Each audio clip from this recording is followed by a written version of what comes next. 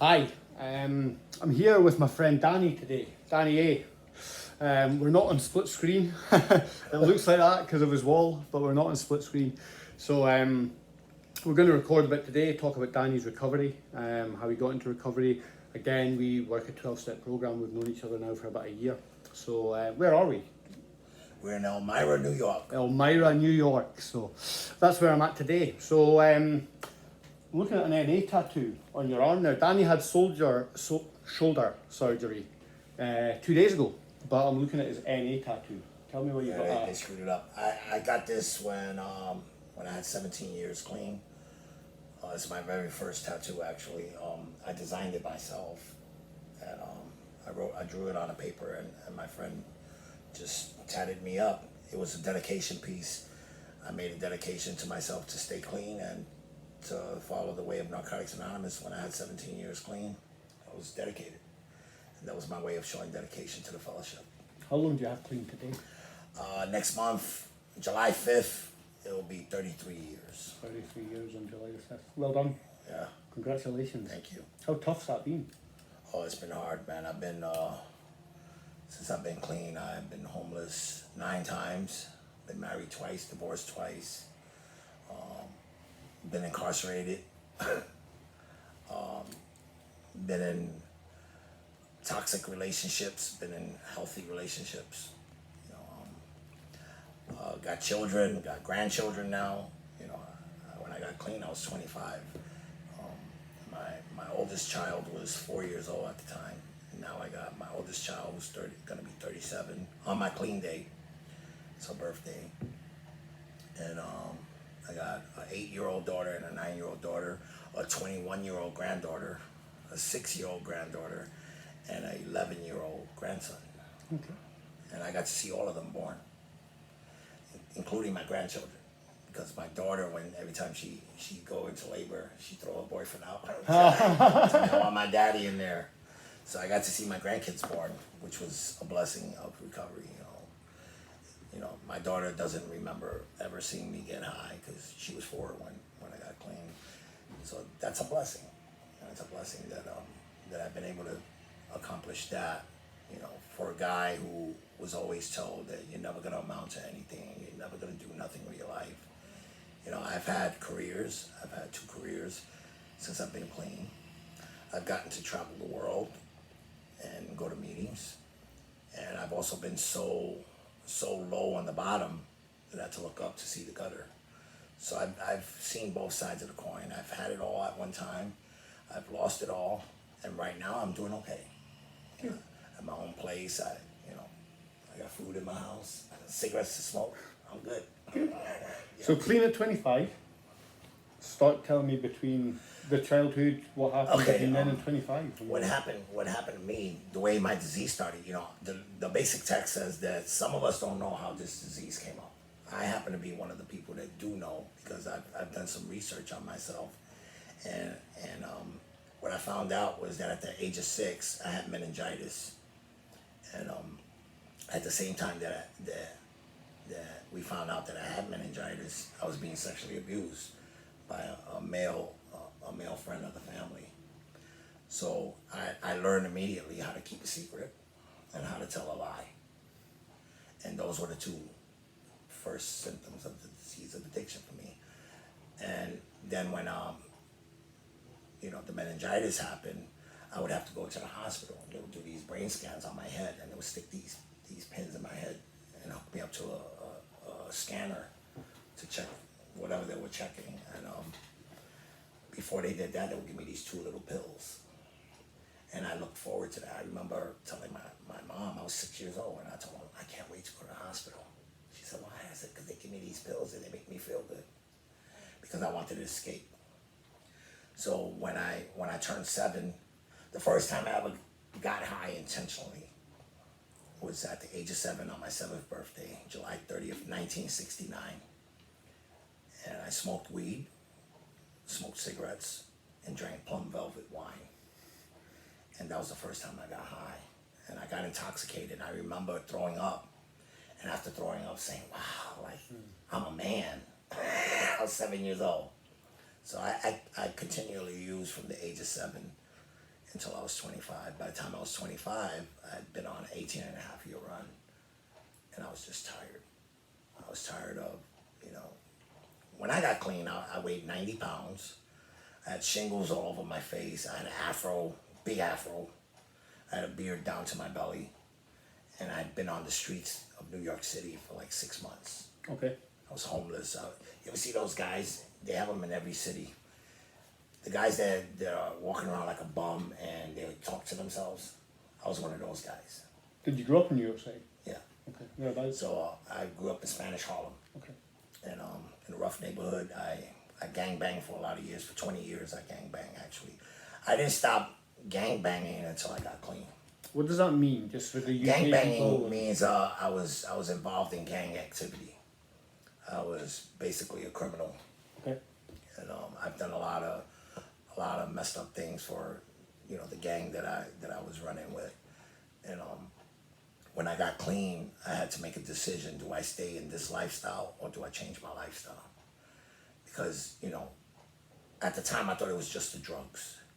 But then I found out that, you know, I had to change everything about myself, and that included the lifestyle that I was living.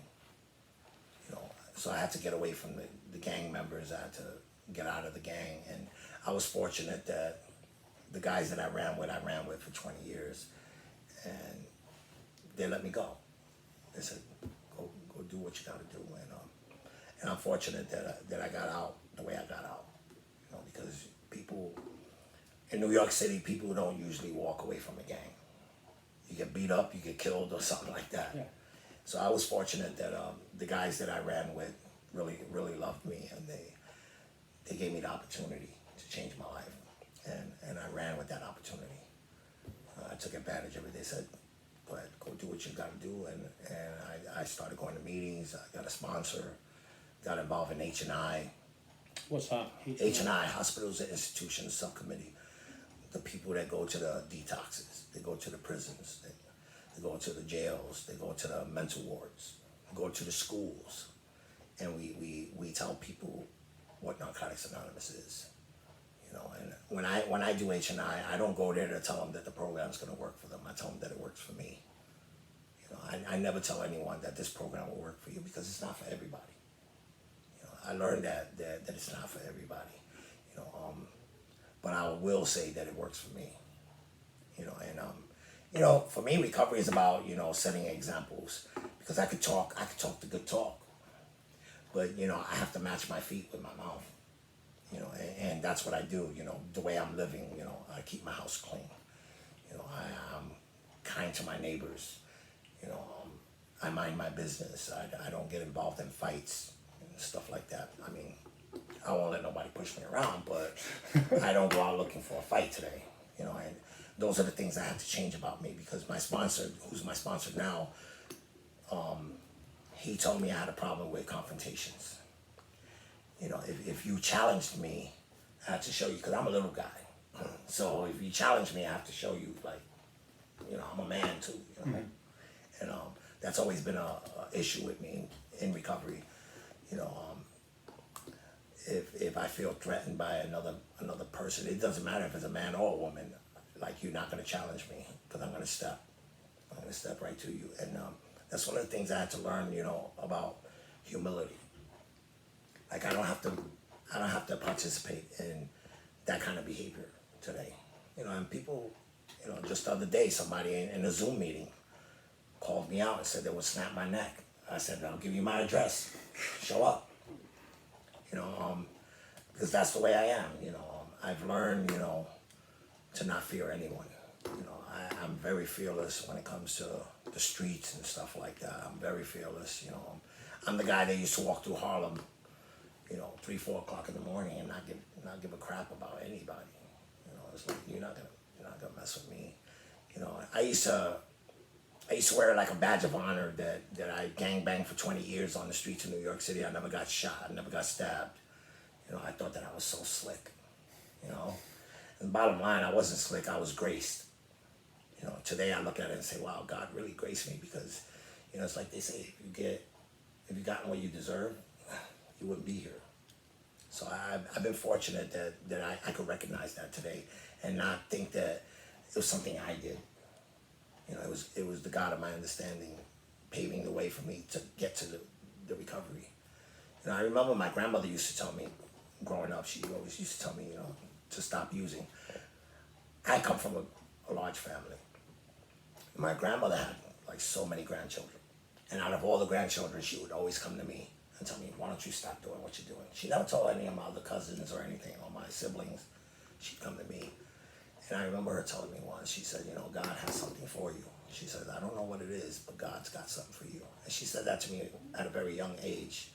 You know, I know what it was. It was for me to get clean to help others. I know that today, but I didn't know it at the time what it was, you know. And yeah, that's it. The gang lifestyle, let's touch on the gang banging before we touch on the addiction side of things. Was that an addiction in itself? Yes. The violence, the adrenaline, crime?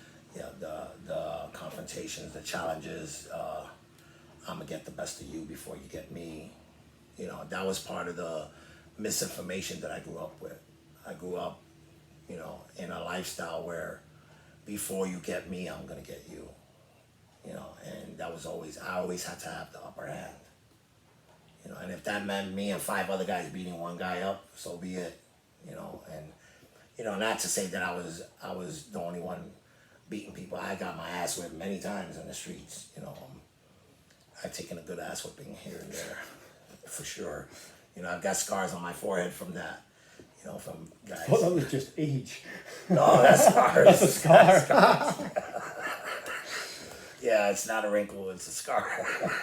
But yeah, you know, I've got scars in my head from guys, you know, hitting me with bottles and things like that. You know, I was like all about that. That's, you know, it didn't matter, you know, for me if I got my ass kicked or not. Just the idea of being in it, the adrenaline rush that I would get out of it. The dopamine release. The dopamine, at exactly. an early age. Yeah, and I was hooked on that because it got me outside of myself because I was being abused. Okay. And I couldn't tell nobody. I couldn't tell the gang members, hey, this guy is making me do this and that. You know, he did it from the age of 6 until I was 8.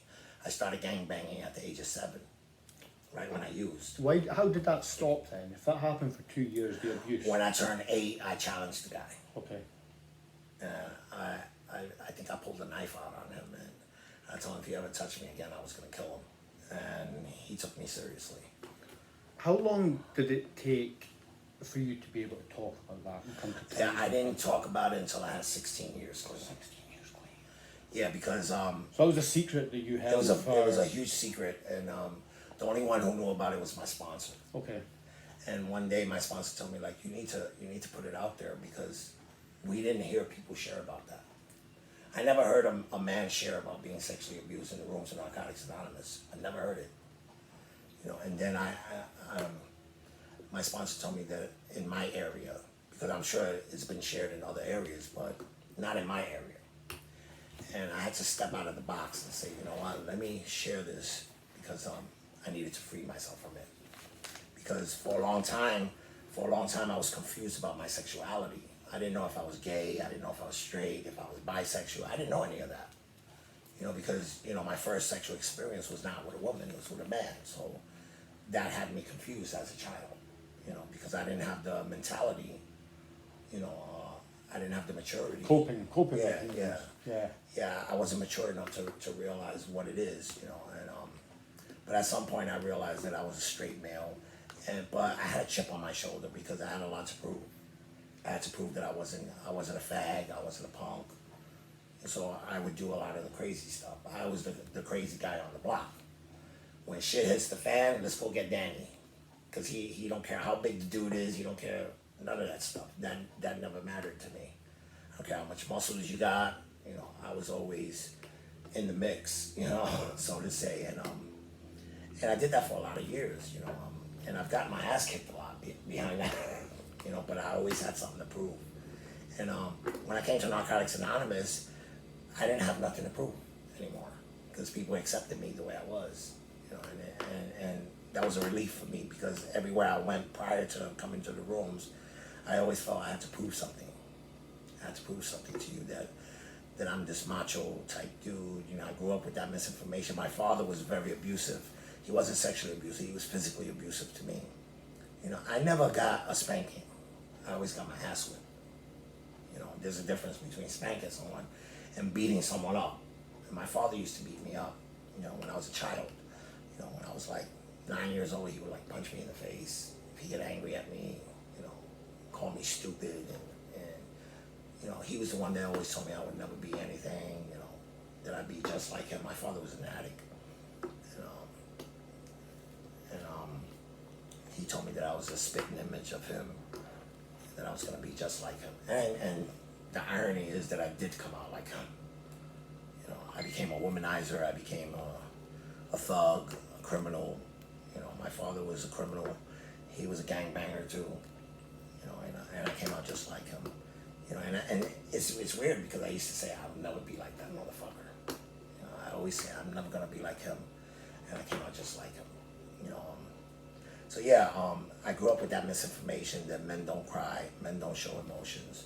You don't talk about things that go on in the family. None of that stuff.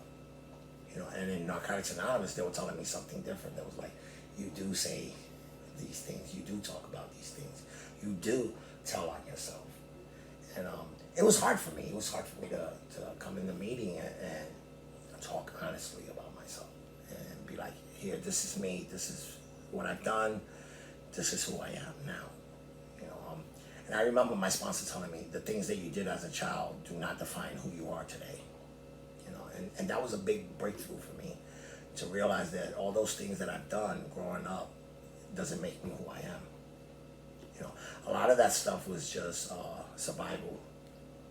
Survival skills that I had learned, through the confrontations, through the fighting and all that stuff, being loud, being, rambunctious and stuff like that. And so I had to do work on that. I had to, and my sponsor told me the key to that was humility.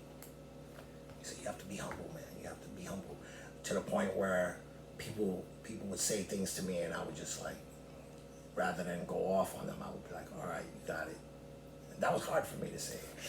Like, okay. I understand that, yeah. You got it. Okay, I ain't gonna say nothing. And I try to practice that. I'm not always good at it. Every day in recovery is different for me. Some days I'm really successful in my recovery, and when I say successful, I'm talking about practicing spiritual principles. Other days I'm not so good at it. Other days I'm like, fuck this, Like I do it on Zoom all the time. I get mad at my children's mother and I'll fucking blow her up. And I'll talk about her like a dog because I know that she's gonna go and do it for me. And again, it goes back to let me get her before she gets me. Yeah. And that's been a pattern in my life for a long time. And I try to stray away from it, but sometimes I fall back. The thing that I want people to know is this, man. People with time are just like the person with no time. We have the same disease. And just because I've accumulated some clean time doesn't mean that I've changed everything. I still have character defects. I still have shortcomings. When I hate when people quote and say, I practice these principles in all my affairs. That's a lie. You don't practice this in all your affairs because the 12th step, if you read it correctly, it says, having had a spiritual awakening as a result of these steps, we try to carry the message and to practice these principles in all our affairs. Yeah. So it says that you try to practice them because you're not. You're not going to practice it. It's not possible. It's not You possible. practice it in most of your affairs, Yeah. but not in all. Yeah. We're human. Yeah. So, I be realistic about that, and I have to remind myself that I can't possibly practice this in all my affairs if I have character defects and shortcomings. And just because I become entirely ready doesn't mean I stay entirely ready. Yes. Because sometimes I'll be entirely ready and then 5 minutes later I'm like, fuck this, I'm not doing it. So people get the literature twisted sometimes. They take it for, it's written in stone and because I profess it that I'm gonna live it, and that's not true. We practice this. We learn how to live this program. It says we learn how to live. It don't say we fucking do it. It says we learn, so that means that I have to keep learning. We learn how to live because I'm gonna come up with situations where I have to learn some shit again, or relearn stuff. Because We forget. I forget how humble I was yesterday, and today I'm a fucking asshole. You know what I mean? And it's true, and we all do it. You've not been an asshole since I got here. You've not been an asshole since I got here. You know what's the funny thing? I always profess to be an asshole on Zoom, right? Yeah. But in real life, I'm really not. Yeah. You know, that's a defense mode. Yeah. You know? It's to throw you off so you don't fuck with me. You know? Because there's a lot of gangsters on Zoom. So I throw you off first. I'll get you before you get me. Yeah. So I'll let you know, hey, I'm a fucking asshole. Don't fuck with me. You know, and that's just, you know, my sponsor tells me I'm a funny dude. He says, you're not in denial, you're in refusal. You refuse to look at shit. You refuse to look at things, you know. Because I know I'm not an asshole. But I refuse to look at, you know, the fact that I am a nice guy. And I can be a nice guy. That's an addiction, that's an addict thing, that's a disease thing that doesn't want, you know, wants us to be isolated, it wants us to separate ourselves from each other. Yeah, it wants you to be unique. Yeah. Yeah, and none of us are unique, but we have unique tendencies. You know I do. I want to be the guy that walks in the room and the room lights up. Who doesn't? We all do. You know, and that's an ego thing. That's I was disease. I was actually told that by somebody. You're the guy that walks in the room and the room lights up. Yeah. Because and that feels good. That's a validation. Yeah. Don't you know who I am? Yeah. You know what I mean? I walk in the meeting. It's Danny A. You know, and it's like, you know, at least today I don't walk like a peacock. Because I used to do that, right? You know, like I'm here, you know, and I used to do that. I don't do that no more. You know, I don't try to showboat in the meetings anymore. I used to do that. You know, I always had to have the slickest share.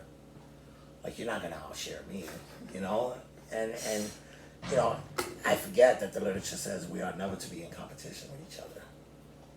You know, there's no such thing as a famous addict in the rooms of Narcotics Anonymous. There's just people who have other people in their lives, you know, and you know, I believe that the people that do love me is because they're attracted to what I have. You know, my charisma, my sense of always being okay, even when I'm not okay. Yeah. You know, because a lot of times I go in a meeting, a regular meeting or a Zoom meeting, and I'm not okay. But you wouldn't know it unless you hear me share it. You know, then I'd be like, yeah, I'm going through this and that. Like, oh shit, he seemed fine. Like people that aren't an addict won't understand what sharing is in a meeting. Like, talk about the relief that you get from sharing. When you share, you're dividing your feelings with everybody. I'm giving you a little bit of this, I'm giving you a little bit of that, so you can help me carry my load. That's what sharing is for me. It's sharing a piece of me with you. Hey, this is who I am. I want you to have some of this. See what I'm saying? And when I share, you know, I would like to think that my shares are based on hope. You know, give somebody a little bit of a hope. You know, make somebody feel good about their recovery. Not good about me, but their own recovery. You know, I'm a guy that I try to encourage people like, yo, man, you know, it's like I always say, you know, I never say in the meetings, it gets better. I never say that. What do I say? I say it might not get better, but if you work the program, you get better at dealing with things when they're not better. And that's just my reality. You know, I've learned that from being here. Because it's not always been peaches and creams, you know. I don't fart rainbows, you know what I mean? I hang out with the unicorns. I just don't, you know. Sometimes it's fucked up, you know. Things are real bad. But I've also learned that when shit hits the fan, you turn the fucking fan off. You know, I've learned that, you know, because you know we like to keep the fan on high, and keep going with it, and let's see how long I can carry this on. My sponsor said to me last night, I was angry, something happened last night, I was really angry, I phoned him, he went, just sit still. You can't cause any harm when you're sitting still. Yeah. And sit still till the anger's gone. Yeah. And that's just turning the fan off when the shit's hitting it. Yeah. But it's hard to do that sometimes. Yeah, it is. Sometimes you let that fan spin far too long. When you're in the moment, especially. Yeah. When you're in the fucking moment and they tell you, hey man, Easy does it, you'd be like, fuck Easy does Yeah. it. It's like telling someone to calm down. Like the worst thing you can do when someone's not calm is tell them to calm down. It never It's works. the same thing when you're in an argument with someone. You know, I've been in arguments with people and I just say, you know what, I'm just gonna shut up. And now the person is, when it's one person doing it, they're just complaining. Yeah. Yeah. It's not an argument no more, now it's just a complaint. And you know, I have to do that a lot with certain people in my life. I just have to shut down and be like, all right, you got it, okay, start agreeing with them, you know, because you know, it doesn't make sense to continue on when you're in a bad place, to continue it on, because we're addicts and we start fucking liking the chaos. Yeah. I love the chaos. I love chaos. You know, I love the destructive behaviors. I love that shit because Yeah. I was so used to it for so long, and then I come here and I don't get none of it. So when it does come, I was like, oh yeah, you man, love it. My boss used to say my buddy to me, is back. You know what yeah, I mean? And, my boss always used to call me grenade. He's like, you'd walk in a room, pull the pin out of the grenade, drop it, and just walk out again, and just watch from afar and enjoy it. He goes, I don't understand your thinking, but nobody does unless they have the disease of addiction. You know. Let's go back to childhood. You said that your dad was an adult. You had a big family, I think. I've heard you share that before. I got one brother, 4 sisters. I grew up with, I don't know how many cousins. I've got a shitload of cousins. And we all grew up together, all my cousins. We were more like siblings than cousins. And so it was a big family. And a lot of addiction in that mix? All of it. Okay. All of it. All my cousins are addicts. My uncles were all addicts. My aunts were all addicts. I remember in the 70s watching my uncle shoot dope. My aunt shooting dope. It was normal. We're talking heroin. Yeah. Yeah, different terms for different drugs in different countries. Yeah, shooting heroin. Yeah. So that's what you were around from a really I early grew up age. seeing that. That was your father as well? My father never shot dope, but he sniffed it. Okay. He was still a heroin addict. Okay. You know, you know, at the time, you know, I used to sniff heroin, and I didn't think I was an addict. I couldn't be a dope fiend. I don't use a needle. Mm-hmm. My brother was an addict. He shot dope. Yeah. You know, but I didn't do it. You know, and I thought I was different. You know, I was the guy that used to be in the crack house sniffing cocaine and saying, "Look at them fucking crackheads." You know what I mean? I was that guy, and you know, always thinking that I was different than them. But I didn't know anything about the disease of addiction until I got clean. I didn't learn about the disease till after I got clean. I had to get clean first. And once I got clean, then I started learning about the disease. You know, I had to learn to separate the drugs from the disease. And that's why today I don't say that that I have a drug problem, because I can't have a drug problem if I haven't used in almost 33 years, yeah. 33 years almost. So I can't have a drug problem, because the literature tells us that using drugs is the most obvious symptom that you're an addict. But what happens when you put it down? Now you just have the disease, and that's it. And you're dealing with obsession, compulsion. You know, so I had to learn that, because I didn't understand that. I was like, wait a minute, how the fuck? You know, I came into rooms because I smoked crack and sniffed heroin. I thought that was my only problem. You know, I remember being a newcomer, and when they said you can't smoke weed, I was pissed off. Like, what the fuck? I can't go to the bar? Total abstinence. Yeah. When they said, no, you can't do none of that shit, I was like, nah, I didn't sign up for this. I wanted to get off crack and heroin. So did you, when you came into the rooms, we're bouncing about a little bit, but this is good. When you came into the rooms and they said you can't smoke weed and you can't drink, did you go into that, buy into that straight away, or did you try? No, I was rebellious. I wanted to keep doing it, but I didn't. Yeah. I stayed clean for the first 90 days. I was in a rehab. Okay. I went to one rehab and one detox. That's it. And I stayed in the rehab, and I stayed clean for 90 days. On the 90th day, I went to a meeting. I picked up a 90-day key tag, and then I went around the block. And I ended up getting high that night. I used to say that I relapsed, but it's not a relapse if you don't have recovery. You know, I just went back to using. And I guess you say that because in the literature it says relapse is a choice. So you're saying still at that stage at 90 days that wasn't a choice. That was still the powerlessness. No, because I didn't have no knowledge of the program. Okay. I was rebellious. You know, I didn't want to fucking be there. I was in that rehab for my grandmother. Okay. She put me in there, and I didn't want to fucking be there. I wanted to be out hanging out, you know, with the guys, because I thought I was missing out on some shit. And but after I used again, I stayed out there for 3 days, and on the 3rd day, I found myself in a crack spot, talking to a guy, some random dude, and telling him, you know, that NA program really fucking works. And the guy looks at me and says, if the shit works, what the fuck are you doing here? And that's when I realized that the program And God Himself gave me a gift, which was guilty conscience. Okay. Because I never had a conscience prior to that. I would get high and it was not a big deal. But this was the first time that I was getting high and feeling something behind it. Like, you know, I have a fucking choice. I don't have to do this. You know, so there was a word that kept popping up in my head while I was there, and that word was surrender. I was like, I need to surrender, man. I need to stop this shit. And I knew then, right at that moment, I had that moment of clarity. I knew that I was done. I said, I'm done. And from that moment on, I didn't use. No mood or mind altering substances since that day forward. Yeah. And I decided I'm going to be in recovery. I'm going to join, because I've heard them talk about the No Matter What Club. And I said, I'm going to join the No Matter What Club. No matter what happens, I'm not going to. And I asked myself the hard questions, like, would I get high if my mama died? Would I get high if my brother or sister or any of my children died? And the answer was, no, I won't get high. And right then and there, I knew I was done. I was done with the life. And then, you know, like I said, I had to leave the lifestyle, because I left drugs, but I was still caught up in the lifestyle. You know, being a criminal and doing things, and you know, being a criminal and trying to be in recovery, those are two opposites, total opposite. So I had to make a decision. Being clean, living dirty. Yeah. So I had to make a decision. Do I want to stay clean and change, or do I want to stay doing what I've been doing? Then I remember things like, you know, if you do what you always did, you get what you always got.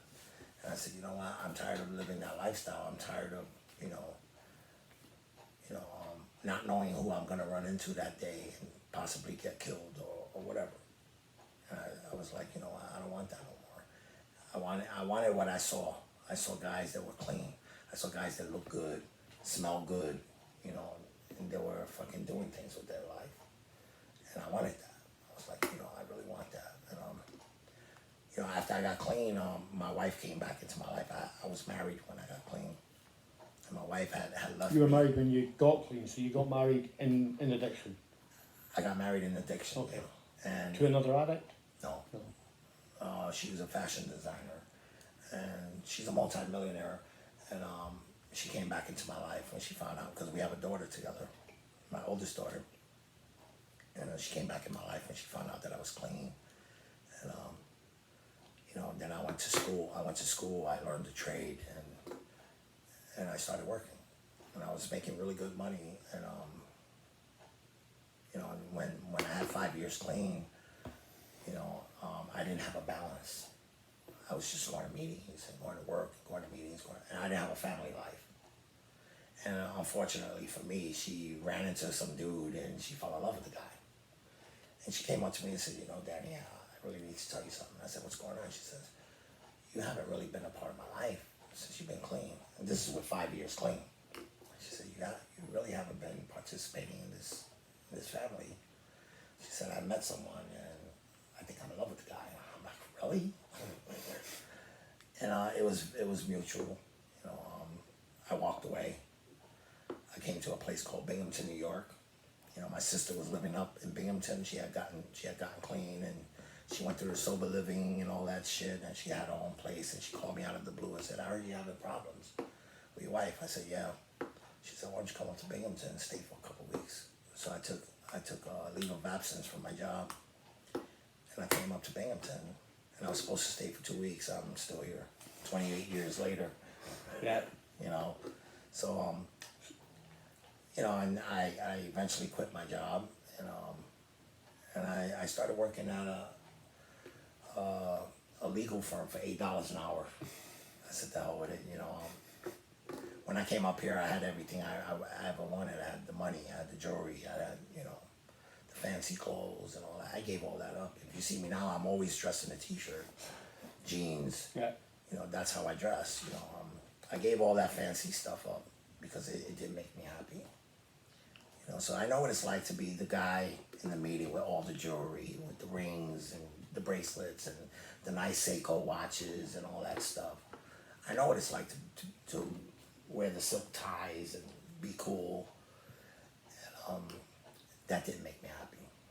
You know, what made me happy was when I started doing step work. When I started getting deep into the literature and like really, really digging deep and finding out who I really am. You know, because I was the guy, I had an idea who I was, but I really didn't know until I did some step work. When I started doing the step work, you know, my last fourth step took me 3 years to do. Okay. My last fourth step. What's the, for everybody else out there, what's the fourth step? The fourth step is my moral inventory, my assets and my liabilities. You know, when I did my very first fourth step, I didn't think I had assets because I knew I was a liability. You know, because my whole life I was told I wasn't shit, that I was never gonna amount to be nothing. My very first sponsor, my man Jay, he lives in Florida now. He was my first sponsor. He was my sponsor my first 5 years in recovery. He had to tell me things about me that he saw that were good, because I couldn't think of one fucking thing. Like assets, like really, like, you know, I was a piece of shit, you know, and he started pointing things out to me and helped me with my very first fourth step. He guided me and told me, look, this is how you do it. This, you gotta look at these things that you do. You gotta look at that. You know, you're kind, you're gentle, you're caring. You know, you don't fuck people over, things like that. And it's like, wow. Like I didn't realize that I had started doing those things. You know, it's only through recovery that I was able to learn how to do those things. You know, I learned how to become a man by watching men. You know, I used to watch the men, you know, holding down jobs, you know, being kind to their women, being kind to their children, you know, being kind to their parents. I had to learn all that stuff because I wasn't that. You know, I wasn't kind to nobody, especially myself. So I had to learn from those guys how to be a man, you know, and how to interact with people, because I didn't know how to interact with nobody. You know, I'm pretty much a loner even now. I mean, you see, I live in this big apartment by myself. Yeah. You know, and I'm okay with that. I love it. I love being alone. You know, me and my literature, I'm good, man. There's a pile of literature over there, like that big, just Narcotics Anonymous books and books. I'm the man when it comes to the literature. You know, they call us thumpers. You know, I'm a thumper. You know, I believe in the literature.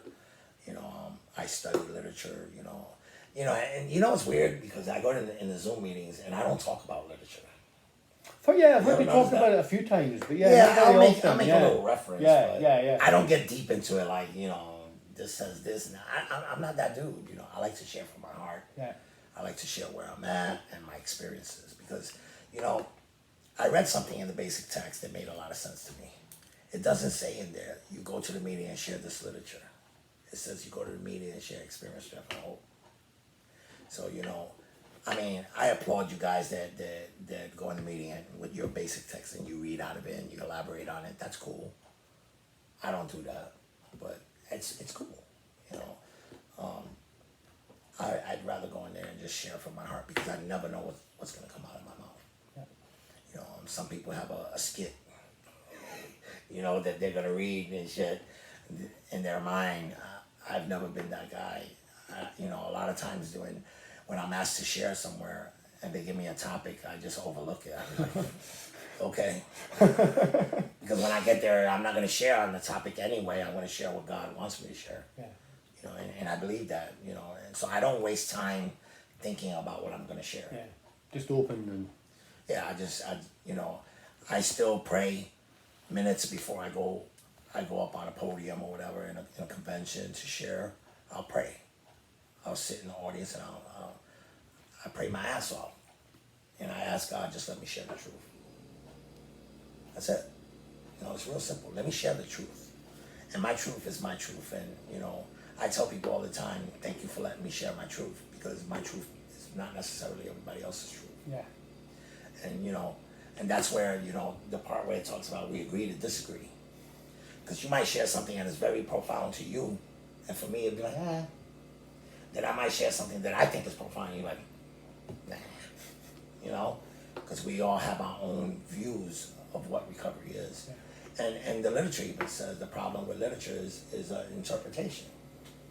And I understand that. You know, I take the literature for what it says, you know. I like reading literature with a dictionary. so that I can understand and comprehend exactly what it's saying to me. Because we're addicts. We think we know everything. I read something, I'm like, yeah, I know what that means. You mean we don't? We only think we do. You mean we don't? Yeah, we think we know every fucking thing, man. We're the smartest fucking people in the world, we think, sometimes. We are, though. Only an addict could go out there with no money and get high off fucking marijuana. Only an addict could pull that off. I've done it. Only we can come up with some great fucking schemes to get money, for one. Great schemes. I've come up with some fucking doozies. I'll sell you a fucking paper clip and a battery and make you buy it. Yeah. And it's worth nothing, but you're gonna give me some money for that shit, because I'll convince you that you need that shit. Tell me, so tell me, before you went to rehab, you went at 25, but when did you realise that drugs were a problem for you? I realized that. I mean, I know we touched on 6 years old. I realized that the drugs had become a issue. Unmanageable. They weren't a problem. They were an issue. Okay. Because at one time drugs was fun. It was fun because I got to get away from my family.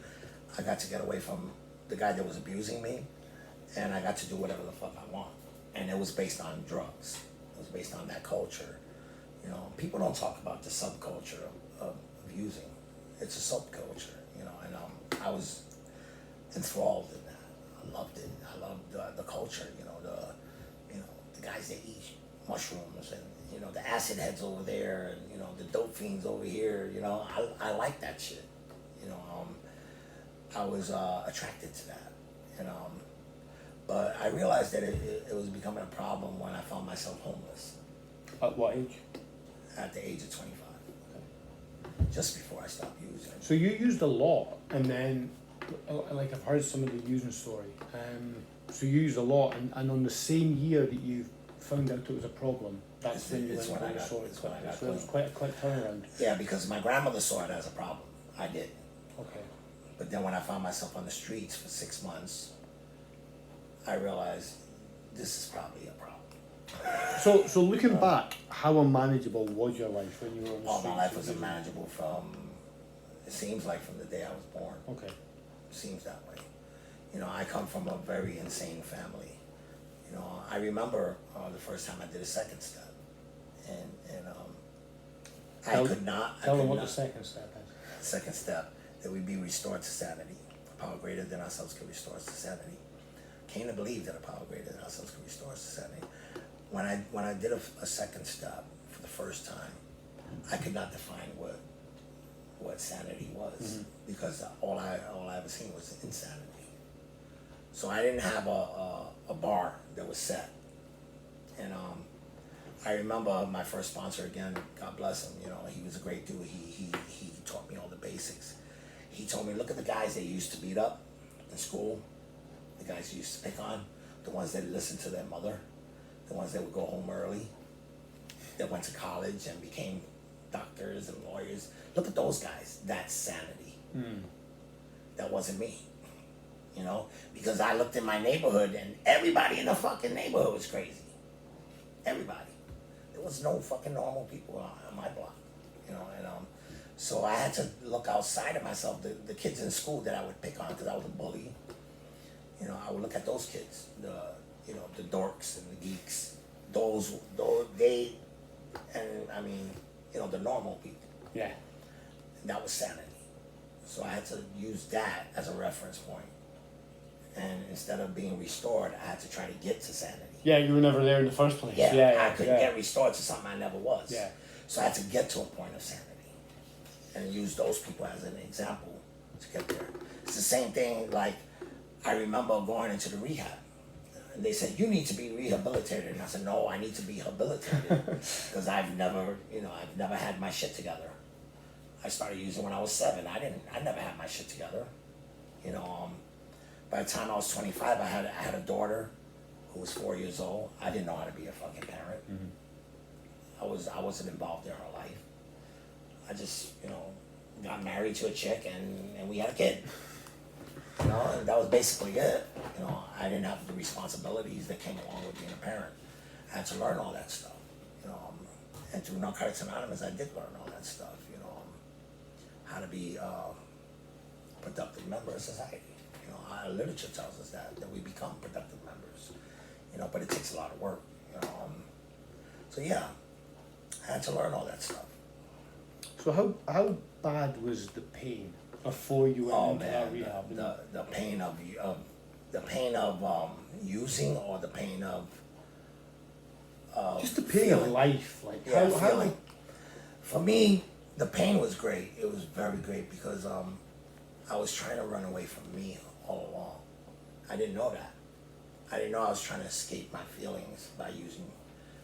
I didn't know that I was trying to escape the trauma that was caused by this guy and by my father beating me up all the time, and always putting me down. But you had, I mean, you didn't use and become an addict because of the molestation. No, it was That would have a happened little anyway. mix. Yeah. Yeah. It was a mix of all that. I think that I was an addict all along, and I was just waiting for an excuse. Yeah. And some people feel that way, some people don't. I think that I'm pretty much born an addict because I look at my family. Before I was even born, there was addicts in my family. My uncles. It's a hereditary disease. Yeah. So my uncles were all dope fiends, and and my aunts. So I was born into a family of addicts. So why not be one? Like you can't be born a wolf and become a cat. You know what I mean? You're just a cat. You're a fucking wolf, and that's it. And I was born in a family of addicts. So it was a natural transition for me. By the time I was, I think 11 years old, I was allowed to smoke weed. I was allowed to do cocaine. At 11 years 11 old, years you old. were in the house allowed to do cocaine. Yeah, because everybody else was doing it. And, How did that feel to an 11? Like, I can't even begin to imagine taking cocaine at 11 years old. Tell me about I that. thought I was a man. I thought I was a man at the age of 7. Yeah. Because I was able to do what I wanted.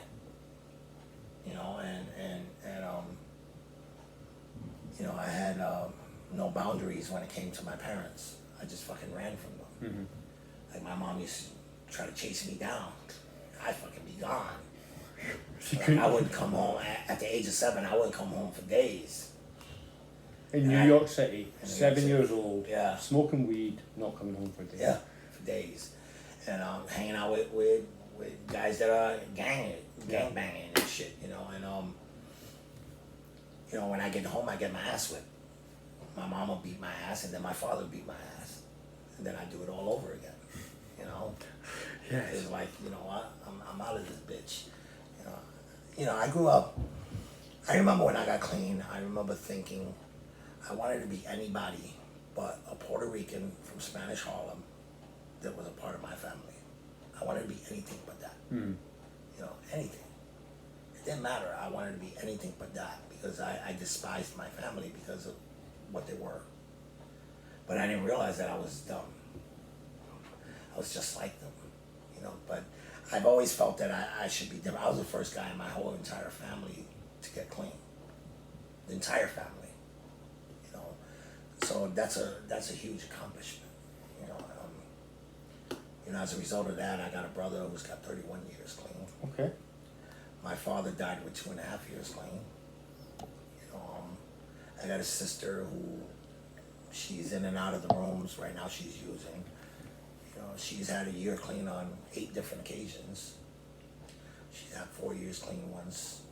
Her last time she was clean, she had 15 months and used. Now she's out there using, but there's hope in there. See, that's interesting when you talk about that because it says relapse is a choice. Relapse is a part of some people's story, not others. Mm. When people relapse, like you've had such a great sustained period of clean time, like when people relapse after a sustained period of clean time, which happens a lot, why is that? I think because they don't do the work, right? And Why do they have to do the work if they've got years clean? because I have to continue doing work because I can't stay clean on yesterday's bath. It's that simple, so I have to continue to do the work because if I don't stay on top of the disease gets on top of me. So when I stop recovering, I start regressing. Yeah. It starts with an attitude. So at 35 years clean, How is your disease still active today? Because you My don't think disease- about drugs, I guess. My disease is active with women. It's active with clothing, Okay. food. You know, I cook steak maybe 4 days out of the week. I shouldn't be eating steak. I got a heart condition, but I treat myself to a steak dinner every other day. You know, the manageability of my money, spending money when I shouldn't spend money. You know, so it comes at me in different forms, mostly in food right now. You know, I'm 5'6", 200 pounds. I shouldn't weigh 200 pounds. Yeah. I should weigh about 160. You know, it comes at me in different areas and attitudes. You know, That's the big one for me. attitudes. Yeah. Attitudes, yeah. When people challenge me, I still accept it. You know, like don't say shit to me. You know, yesterday somebody said some shit to me in a Zoom meeting, and I told him fuck you, and he was like, I'll break your neck, and I said, okay, I'll give you my address, you can show up. You know, and it's just like my disease was talking. Yeah. You know, I'm the guy that practices the shit after I fuck up. When I fuck shit up, then I have to practice spiritual principles to get out of that shit. You know, and that's been a real factor in my recovery. You know, and today I'm trying not to do that. Today I'm trying to practice it before I fuck up, and that's hard to do. Very hard. Yeah, it's very hard to do, but you know, I'm not successful in that area. You know, I'm really not. You know, I screw shit up, and then it's like, okay, what am I gonna do to change this now? Because when things happen, you're not thinking, okay, what spiritual principle do I need to work right now? Yeah. You don't think that way. I don't. You know, but afterwards I'll be like, damn man, I fucked up, man. I should do something about that. You know, and that's how it's been for me for the last 30-something years. You know, I start feeling bad and shit because I did some shit. Oh man, I shouldn't have did that. You know, like I used to go around in the meetings and I used to get pissed off at people, and smack people around and shit like that, thinking I'm a fucking thug still. You know, guy pisses me off, I go and fucking haul off on his ass. You know, and or you know, get into a fight with a dude I know is gonna beat my ass, but do it any fucking way. You know. Like, I've done that, man. I've got my ass kicked in the rooms of narcotics and drugs. You know, shit. Thinking I'm bad and the dude is badder than me, you know what I mean? And fuck me up. You know, I've been there. I've done that. You know, because, you know, we have attitudes sometimes and we think, you know, I'm clean now. Don't you know who you're fucking with? And, you know, sometimes sometimes it works, sometimes it doesn't. You know, and that's when my disease is acting up. When I start thinking that, I got this shit. When I start thinking, I don't need to go to a meeting today. You know, I'm gonna watch this fucking game on the TV or something like that. You know, that's when I know my disease is. When I start saying no to Narcotics Anonymous. When I find myself saying no, I don't want to go to a Zoom meeting. Or no, I don't want to walk 2 miles to a meeting. I'd walk fucking 10 miles to go cop, but I don't want to walk 2 miles to a meeting. You know, when I start thinking that way, I know that the disease is coming back. You know, it's saying, hey, I'm here. You know, I'm tapping. Does it ever go away?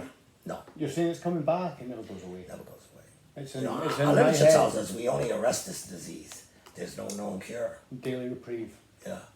And you know, I don't be in denial about that. You know, you know what I hate when people say, my disease is out there doing push-ups. Like, what the fuck is that about? My disease is not doing push-ups. My disease is well and alive inside of me. You know, I always share, you know, my disease go to Zoom meetings. My disease reads literature. My disease listens to my sponsor. My disease listens to me. My disease talks to me, and it talks to you. And it shares in a fucking Zoom meeting sometimes. Yeah. You know, and I gotta be aware of that the disease is ever present. And just because you're doing okay doesn't mean that the disease is gone. It's just waiting. You know, and you know, another thing people say, the disease wants me dead. I don't believe that. If my disease wanted me dead, I'd be dead already. Yeah. I wouldn't be around for 30 Yeah, years. because the disease is powerful. Yeah. It's more powerful than I am. But guess what? Sometimes the disease just wants you miserable. Sometimes the disease just wants you alone. Because this disease is based on isolation. Right? It's based on anti-socialism. It's based on everything that's good. You know, and I have to be mindful of that sometimes because, you know, a lot of times I do like to isolate. I do like, you know, I got a nice place here. You know, I like being in my fucking house. You see my room, I fucking lay up in my bed, I'm good, man. Turn on that fucking big flat screen, I'm fucking good to go. You know, and but a lot of times it's the disease telling me, man, fuck this shit. You know, just put the phone down, don't even look at it. You know? I'm going to ask you one more question, then we'll stop for a coffee, and then we'll do the second half of it. But you've got 4 minutes to answer this because we can do a 1 hour video Okay. there. So let me ask you about something that I suffer with in the disease of addiction and how you deal with it. One of my biggest character defects is selfishness. So how do you deal with selfishness on a day-to-day basis in By this helping disease? somebody. If I help you, it takes me outside of me. If I think more of you, I start thinking less of me. And I had to learn that because we all come in here selfish. It's always about me. I gotta look out for number one. You know, and today, sometimes number one is someone else. You know, and that's something that I practice a lot. You know, I go outside of myself to help the next person. So that I don't, you know, it talks about in the literature, we become more God-centered than self-centered. And when I rely on the God of my understanding to let me do the right thing, it doesn't matter how I feel at the end, you know. But I did the right thing and I became more selfless, you know. And that's what works for me. You know? So that's what it means when it says in literature, do the next right thing for the next right reason. Yeah. What does that mean? That means stop being selfish. Yeah. Stop worrying about you and worry about the next person. You know, and it's hard to do. That's fucking hard, man. It's hard when you're so fucking selfish and you just want what you want. You know, I look at it. And we want it now. Yeah, and I'm talking like in relationships especially. Yeah. I want this woman. She don't want me, so now I got to do everything in my power to fucking make her want me. That's being selfish. I'm gonna share this real quick. We got like a couple minutes, right? 2 minutes, 2.5. This guy I know picked up this chick, homie looking chick, right? He starts buying her makeup, making her look good.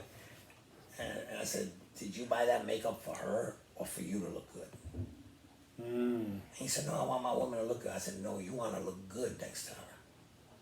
You're being selfish. And he didn't talk to me after that for a while. I get that, yeah, I get You that. know, he wasn't looking out for her. He was looking out for himself. That's selfish. You know, yeah, the girl looked good after a while, but After a while. he was the one reaping the benefit, Yeah. not her.